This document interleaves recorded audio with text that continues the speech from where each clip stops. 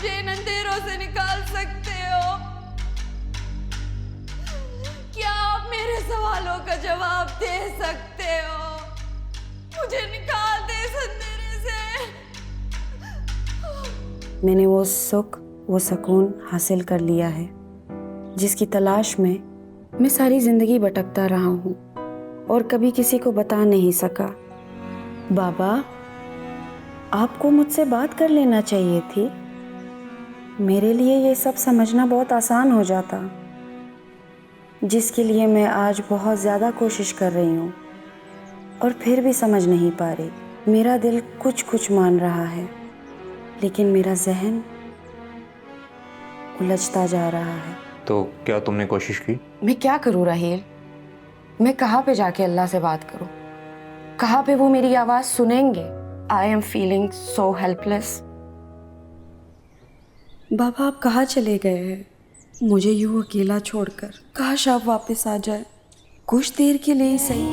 कहीं तू पास है ये जानते हैं, मैं आपके सीने से लग के रोना चाहती हूँ, तुम्हें आपके कंधे पे सर रख के अपना सारा दुख शेयर करना चाहती हूँ। इंसान का सिर्फ हैवानी वजूद नहीं है, बल्कि अल्लाह को जानने के बाद उससे ताल्लुक़ रख के वो अपने इखलाक और किरदार को बेहतर करके अपनी मेराज तक पहुंचता है, और यही उसका रूहानी सफ़र होता है। ये सब मेरे लिए डाइजेस्ट करना इतना आसान नहीं है उस्मान साहब। इस बात की तुम्हारा दिल गवाही देगा।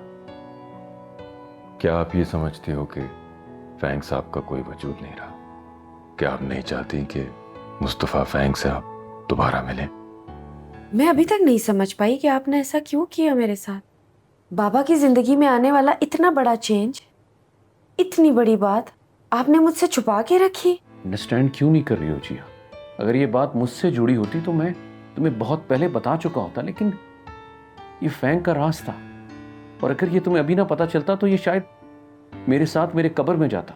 क्या ऐसा हो सकता है कि मरने के बाद इस दुनिया में इंसान की रूह वापस आ सके? हाँ शायद, लेकिन मैं इस बारे में कोई ऑथेंटिक बात नहीं कह सकता।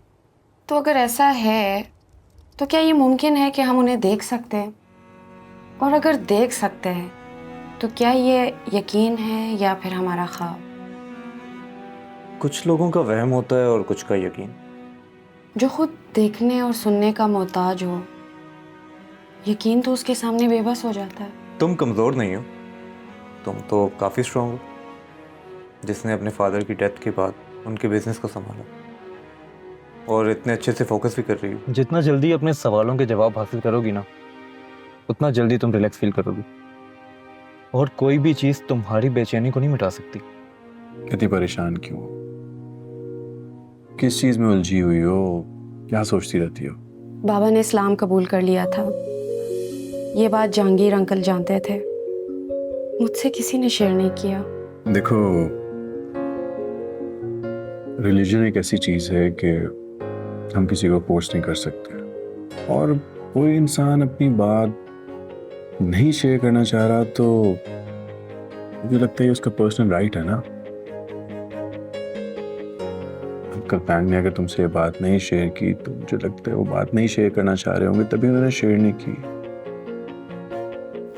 या तुम्हें इस बात से मसला है कि why did he change his religion? नहीं, फिर क्या बात है? पता नहीं, मुझे अच्छा नहीं लगा। बाबा ने मुझे एथीस्ट बना के वो खुद मुसलमान हो गए, और मुझे इतने सवालों के जवाबों में उलझा के रख दिया है। क्योंकि मैं ग्रीन हूं।